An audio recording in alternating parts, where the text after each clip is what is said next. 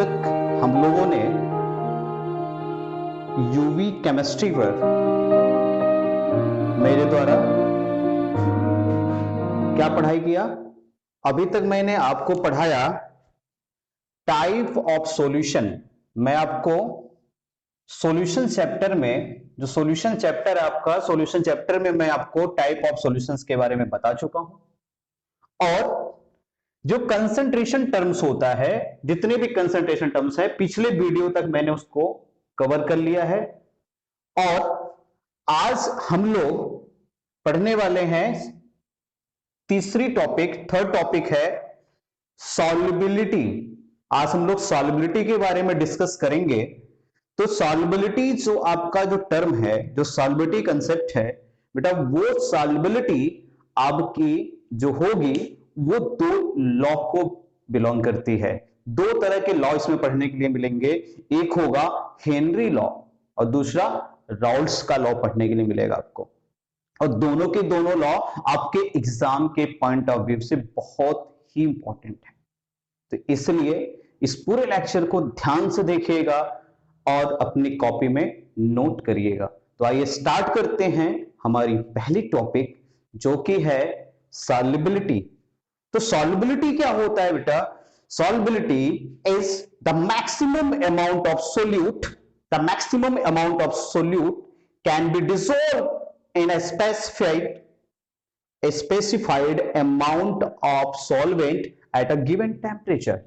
That means at given temperature किसी solute का कितना मैक्सिमम से मैक्सिमम अमाउंट किसी सॉल्वेंट में, किसी स्पेसिफाइड सॉल्वेंट मतलब किसी गिवन अमाउंट में 100 ml 100 ग्राम, ऐसे गिवन अमाउंट में कितना ज्यादा से ज्यादा डिसॉल्व हो जाता है, कितना मैक्सिमम अमाउंट जो है उसमें डिसॉल्व हो सकता है, ये है आपके सॉल्युबिलिटी। और सॉल्युबिलिटी के साथ साथ जो होती है, सॉल्युबिलिटी पे कुछ चीजें ऐसी हैं जिनका इफेक्ट पड़ता है, कुछ फैक्टर्स हैं जो सॉल्युबिलिटी पे अपना इफेक्ट डाल सकते हैं।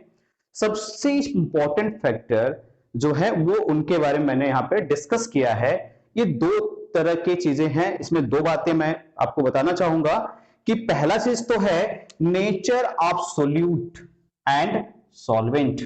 जो सोल्यूट है, सॉल्युबिलिटी डिपेंड करती है कि जो सोल्यूट या सॉल्वेंट है आपका वो किस तरह का है, सॉलिड है, लिक्विड है या गैस है, किस टाइप का सोल्यूट या सॉल्वेंट है। दूसरी बात कि टेम्परेचर और प्रेशर भी सॉल्युबिलिटी पे अपना इफेक्ट डालते हैं। सॉल्युबिलिटी किसी की जो होती है वो इंक्रीज और डिक्रीज कर जाती है टेम्परेचर और प्रेशर की वजह से। तो सबसे पहले मैं इस चैप्टर में आपको इस सॉल्यूशंस में जो सॉल्युबिलिटी टर्म्स पढ़ रहे हैं आप लोग, इस सॉल्युबिलिटी वाले टर्म में मैं आपको सॉल्यूशंस बताऊंगा, वो भी किस कौन कौन से सॉल्यूशन। दो तरह के सॉल्यूशंस की बात यहां पे मैं करूंगा। एक होगा सॉलिड इन लिक्विड सॉल्यूशन, मतलब solute as a solid in liquid में डिसॉल्व होगा।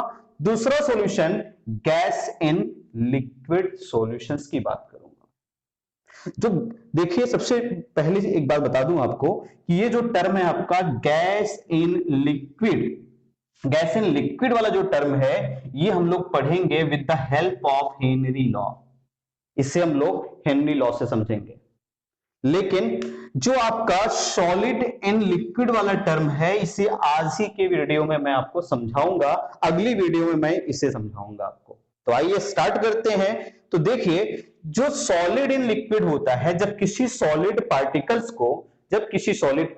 को आप किसी लिक्विड में डिसॉल्व करते हैं तो होता क्या है कि सबसे पहली चीज कि जो है, जो सॉलिड होता है जब किसी लिक्विड में डिसॉल्व किया जाता है तो एक चीज होता है जो काफी इंपॉर्टेंट होता है उसके डिसॉल्व होने के लिए, वो ये है कि इंटरमॉलिक्यूलर इंटरेक्शंस का बहुत बड़ा इफेक्ट पड़ता है।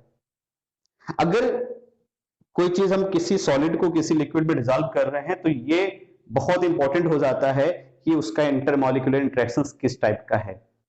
इंटरमॉलिक्यूलर इंटरेक्शंस जैसे हो गया आपका हाइड्रोजन बॉन्डिंग वगैरह होती है, तो जो हाइड्रोजन बॉन्डिंग करने वाली चीजें होती है वो वाटर में इजीली डिसॉल्व हो जाते हैं। जिनमें हाइड्रोजन बॉन्डिंग नहीं पाई जाती वो वाटर में डिसॉल्व नहीं होते। लेकिन अगर मान लीजिए कि किसी का इंटरमॉलिक्यूलर जो इंटरेक्शंस है वो सेम है, वो चेंज नहीं है। इंटरेक्शंस तो सेम है मान लीजिए, लेकिन तब ऐसी कौन सी कंडीशंस होगी जो ये बताएगा कि कौन सा सोल्यूट किस तरह के सॉल्वेंट में डिसॉल्व होगा। तो याद रखिएगा किस कोई सॉल्यूट किस सॉल्वेंट में डिसॉल्व होगा, इसके लिए रूल है आपका, जब इंटरेक्शंस की वैल्यू इंटरमॉलिक्यूलर इंटरेक्शंस सिमिलर हो तो ये वाला कंसेप्ट फॉलो किया जाता है जो कि है लाइक डिसॉल्व लाइक। इस कंसेप्ट को फॉलो किया जाता है लाइक डिसॉल्व लाइक। अब लाइक डिसॉल्व लाइक का मतलब ये हो गया कि अगर कोई पोलर सॉल्यूट है तो वो पोलर सॉल्वेंट में ही डिसॉल्व होगा, अगर कोई नॉन पोलर सॉल्यूट है तो नॉन पोलर सॉल्वेंट में डिसॉल्व होगा। इसका एक एग्जांपल देता हूं आपको कि जैसे वाटर जो होता है बेटा, वाटर आपका एक पोलर सॉल्वेंट है, तो दैट मींस कि इसका मतलब है कि वाटर में सिर्फ पोलर चीजें डिसॉल्व होंगी। इसका एग्जांपल भी आपके पास है कि आप अगर साल्ट को या फिर शुगर को वाटर में डिसॉल्व करते हैं तो वो इजीली डिसॉल्व हो जाता है, लेकिन अगर आप जो आपका नेप्थलीन है या एंथ्रासीन है, नेप्थलीन और एंथ्रासीन ये दोनों के दोनों नॉन पोलर सॉल्यूट होते हैं, नॉन पोलर सॉल्यूट है, अगर इनको वाटर में डिसॉल्व करेंगे तो ये डिसॉल्व नहीं होंगे। क्यों? क्योंकि ये नॉन पोलर सॉल्यूट है, जबकि सोडियम क्लोराइड आपका और जो आपका शुगर था उसमें हाइड्रोजन बॉन्डिंग थी और जो है आपका जो साल्ट होता है वो पोलर होता है, तो ये इसलिए वाटर में डिसॉल्व हो गए क्योंकि वाटर भी पोलर है, ये भी पोलर है। और जबकि एंथ्रेसिन और जो है आपका जो नेप्थलीन है वो इसलिए डिसॉल्व नहीं हो पा रहा है क्योंकि वो नॉन पोलर है। तो वो किस में डिसॉल्व हो सकता है? बेंजीन में। बेंजीन भी एक नॉन पोलर सॉल्वेंट होता है, बेंजीन एक नॉन पोलर सॉल्वेंट है। लेकिन अगर आप कोई ये कहे कि अगर मैं सोडियम क्लोराइड को या फिर शुगर को बेंजीन में डिसॉल्व करूंगा तो सेम प्रॉब्लम वहां पे भी आएगी। तो जो आपका एंथ्रेसीन है या नेप्थलीन है वो बेंजीन में डिसॉल्व तो हो जाएगा, लेकिन सोडियम क्लोराइड और शुगर बेंजीन में डिसॉल्व नहीं होगा। तो ये याद रखिए हमेशा, लाइक डिसॉल्व लाइक, अगर कोई चीज पोलर है तो पोलर सॉल्वेंट में डिसॉल्व होगा, अगर नॉन पोलर है तो नॉन पोलर में डिसॉल्व होगा, लाइक डिसॉल्व लाइक। अब देखिए हमारा एक कंसेप्ट आता है, अगला कंसेप्ट है डिसॉल्यूशंस का। डिसॉल्यूशंस हम किसे कहते हैं, डिसॉल्यूशंस होता क्या है? तो याद रखिएगा, इफ सॉलिड सॉल्यूट डिसॉल्व, अगर कोई सॉलिड सॉल्यूट डिसॉल्व हो रहा है किसी सॉल्वेंट के अंदर और उससे सॉल्यूशंस की कंसंट्रेशन इंक्रीज भी कर रही है, सॉलिड डिसॉल्व हो सकता है, कंसंट्रेशन इंक्रीज हो सकती है, तो वो प्रोसेस डिसॉल्यूशंस का कहलाएगा।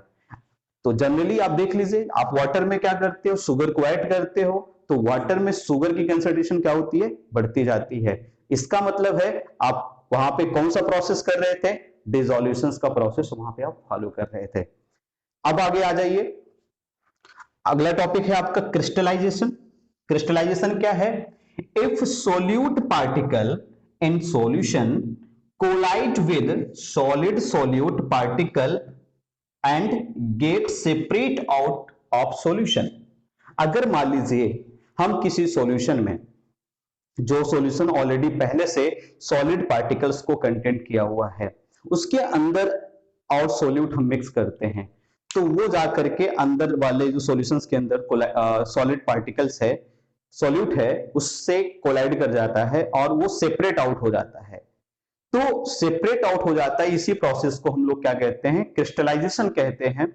आपने इसका बेस्ट एग्जांपल मैं आपको बता दूं, किसी इवेंट में आप देखते हैं कि शुगर का सिरप वगैरह बनाते हैं लोग गर्म करके, तो अगले 1-2 दिन बाद वो सिरप बच जाता है, तो वो सिरप कूल होने के बाद आप देखते हैं उसके अंदर से शुगर के जो मॉलिक्यूल हैं वो ऊपर आकर के सेपरेट हो जाते हैं, शुगर सेपरेट हो जाता है, तो वो आपका क्या था, क्रिस्टलाइज हो जाता है शुगर। तो इस तरह से क्रिस्टलाइजेशन कराया जाता है, ये क्रिस्टलाइजेशन का प्रोसेस होता है।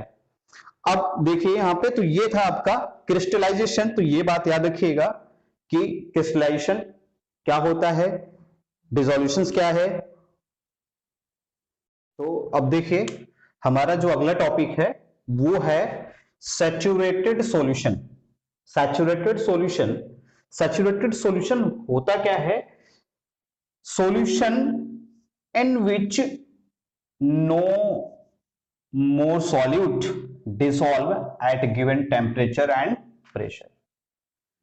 किसी गिवन टेम्परेचर और प्रेशर पे अगर आप कोई सॉल्यूट किसी सॉल्वेंट में आप जो है ऐड कर रहे हो या सॉल्यूशन में ऐड कर रहे हो, तो वो अगर सॉल्यूट डिसॉल्व नहीं हो रहा, अगर डिसॉल्व नहीं हो रहा है, तो आप समझ जाओ कि जो सॉल्यूशन प्रिपेयर्ड है वो आपका सैचुरेटेड सॉल्यूशन बन चुका है। जैसे आप वाटर में शुगर या साल्ट उसमें ऐड कर रहे हैं और शुगर एक समय आएगा कि उसमें डिसॉल्व होते होते कि अब उससे ज्यादा शुगर या सॉल्ट आपका ऐड नहीं हो पा रहा है, वो सेपरेट हो जा रहा है।